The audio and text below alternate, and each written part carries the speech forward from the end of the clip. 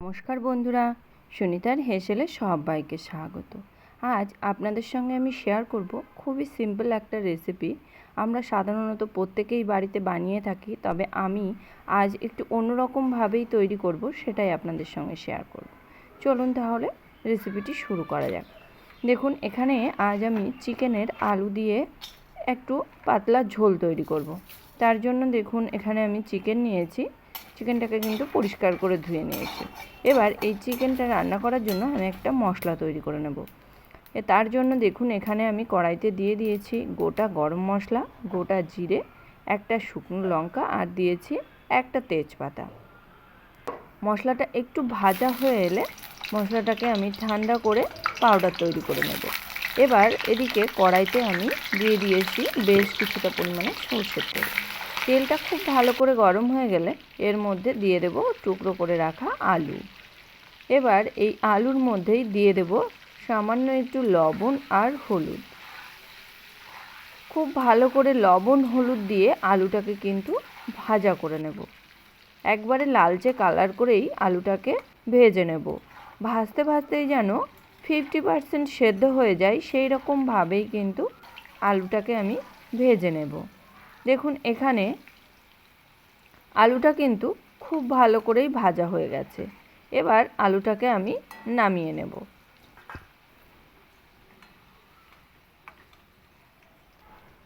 দেখুন, এখানে আমি আলুটাকে নামিয়ে নিয়েছি। এবার ওই একই তেলের মধ্যেই আমি রান্নাটা তৈরি করে নেব। তার জন্য এখানে দিয়ে দিয়েছি শুকনো লঙ্কা, তেজপাতা আর দিয়ে দেবো গোটা জিরে ফোড়ন। একদম গ্রামের দিনের মায়েরা যেভাবে চিকেনটা রান্না করতো সেইভাবেই আজ আমি চিকেন তৈরি করে দেখাবো। দেখুন, মশলাটা কিন্তু একটু ভাজা হয়ে গেলে এর মধ্যে দিয়ে দেবো কুচিয়ে রাখা পেঁয়াজ। এখানে আমি একটা বড় সাইজের পেঁয়াজকে কুচিয়ে নিয়েছিলাম, সেই পেঁয়াজ কুচানোটাকে দিয়ে দিয়েছি। পেঁয়াজটা দেওয়ার পরে খুব ভালো করে ভেজে নেব, একবারে লালচে কালার করে। এবার পেঁয়াজের কালারটা যখন লালচে কালার হয়ে আসবে তখনই আমি দিয়ে দেব পরিমাণ মতো আদা বাটা আর রসুন বাটা। এখানে আমি 1 চামচ পরিমাণেই ব্যবহার করেছি। খুব ভালো করে আদা রসুনটাকে ভেজে নেব। আদা রসুনটাকে কিন্তু খুব ভালো করে ভেজে নিয়েছি 2-3 মিনিট সময় ধরে। এবার এর মধ্যে দিয়ে দেব আমি হলুদ গুঁড়ো। খুব ভালো করে হলুদ গুঁড়োটাকে কিন্তু মিশিয়ে নিয়েছি। দেখুন, এবার এর মধ্যে আমি কিছু গুঁড়ো মশলা ব্যবহার করব। তার আগেই এর মধ্যে আমি দিয়ে দেব বেটে রাখা শুকনো লঙ্কা। এখানে আমি কিছু কাঁচা পাকা লঙ্কাকে মিহি করে বেটে নিয়েছি, সেই কাঁচা পাকা লঙ্কাটাকে এখানে দিয়ে দিয়েছি। আর দিয়ে দিয়েছি সামান্য একটু জল। খুব ভালো করে মশলাটাকে কিন্তু মিশিয়ে নিয়েছি। মিশিয়ে নেওয়ার পরেই এখানে আমি কিছু গুঁড়ো মশলা ব্যবহার করব। এখানে দেখুন, আমি দিয়ে দিয়েছি জিরে গুঁড়ো, দিয়ে দিয়েছি ধনে গুঁড়ো আর দিয়ে দেব সামান্য একটু কাশ্মীরি লঙ্কার গুঁড়ো। সমস্ত কিছু খুব ভালো করে মিশিয়ে নিয়ে মশলাটাকে কিন্তু খুব ভালো করে কষিয়ে নিতে হবে। এবার এর মধ্যে আমি দিয়ে দিয়েছি একটা টমেটো কুচি। খুব ভালো করে মশলাটাকে কিন্তু কষিয়ে নিয়েছি। এবার এর মধ্যে দিয়ে দেব পরিষ্কার করে ধুয়ে রাখা চিকেনগুলো। খুব ভালো করে চিকেনটাকে এবার এই মশলার সঙ্গে কিন্তু মিশিয়ে নেব। আজ আমি এই রান্নাতে কোনো রকম টক দইয়ের ব্যবহার করব না, তার কারণেই এখানে আমি টমেটোর ব্যবহার করেছি। আর আগেকার দিনের মারা কিন্তু টক দইয়ের ব্যবহারটা মাংসে খুবই কম করতেন। ওই জন্য আজ আমি কিন্তু টক দইয়ের ব্যবহারটা না করেই মাংসটাকে তৈরি করে দেখাবো। খেতে হয় অসাধারণ স্বাদ। দেখুন, আমি কিন্তু মশলার সঙ্গে চিকেনটাকে খুব ভালো করে মিশিয়ে নিয়েছি। মিশিয়ে নিয়ে এইভাবে নাড়তে নাড়তেই আমি মশলাটাকে কিন্তু একটু কষিয়ে নেব। মশলার সঙ্গে চিকেনটাকে আমি মিনিমাম 10 মিনিট সময় ধরে চিকেনটাকে কষিয়ে নেব।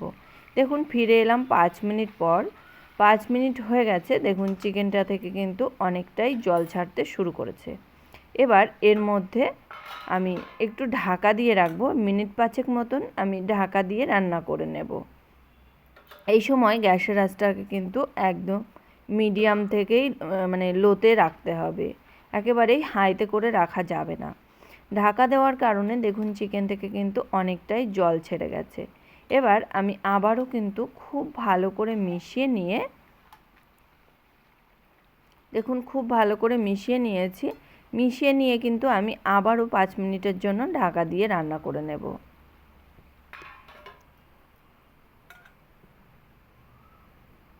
ফিরে এলাম 5 মিনিট পর। দেখুন চিকেনটা থেকে জলটা কিন্তু অনেকটাই মরে গেছে। এবার আমি খুব ভালো করে আবারও একটু মিশিয়ে নিয়ে এবার এর মধ্যে দিয়ে দেব আমি স্বাদ অনুযায়ী লবণ। আমি কিন্তু আগে লবণটা ব্যবহার করিনি। এবার আমি লবণটা এখানে স্বাদ অনুযায়ী লবণ এখানে ব্যবহার করছি। আগে লবণ ব্যবহার করলে চিকেন থেকে কিন্তু আরও অনেকটা পরিমাণেই জলটা ছেড়ে যেত, আর চিকেনটা কিন্তু কষাতে কষাতে মানে অনেকটাই ভেঙে যেত। সেই কারণে আমি লবণটাকে পরে ব্যবহার করেছি।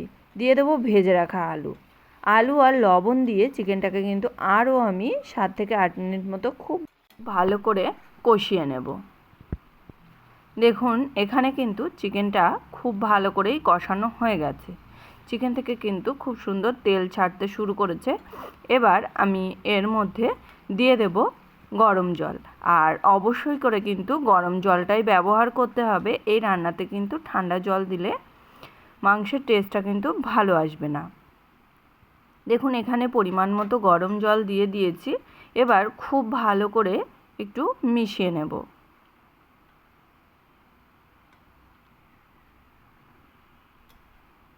দেখুন খুব ভালো করে কিন্তু মিশিয়ে নিয়েছি।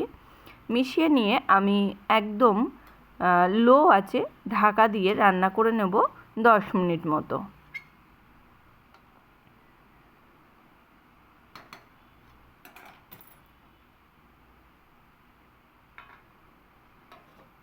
তাহলে ফিরে আসছি 10 মিনিট পর। দেখুন 10 মিনিট পরে ফিরে এসেছি। এখানে কিন্তু চিকেন আর আলু খুব ভালো করেই সেদ্ধ হয়ে গেছে, আর ঝোলটাও কিন্তু অনেকটাই কমে এসেছে। এবার এর মধ্যে আমি দিয়ে দেব ভেজে রেখেছিলাম যে মশলাটা, সেই ভাজা মশলা এখানে আমি 1 চামচ মতো দিয়ে দেব। ভাজা মশলা দিয়ে খুব ভালো করে মিশিয়ে নিয়ে ঢাকা দিয়ে রেখে দেব যতক্ষণ না সার্ভ করব ততক্ষণ পর্যন্ত। তৈরি হয়ে গেল কিন্তু আমাদের মা ঠাকুমার হাতের মুরগির মাংসের ঝোল। এইরকম মুরগির মাংস কিন্তু সাদা ভাত, পোলাও, ফ্রাইড রাইস কিংবা রুটি, লুচি, পরোটা সবারই সঙ্গে খুবই ভালো লাগে। আমার এই চিকেনের রেসিপি আপনাদের কেমন লাগলো অবশ্যই কিন্তু কমেন্ট করে জানাবেন। যদি ভালো লেগে থাকে তাহলে একটা লাইক করবেন আর সাবস্ক্রাইব করে পাশে থাকার অনুরোধ রইল। আজকের মতো এই পর্যন্তই। আবার দেখা হবে নতুন কোনো রেসিপি নিয়ে। ভালো থাকবেন, সুস্থ থাকবেন। ধন্যবাদ।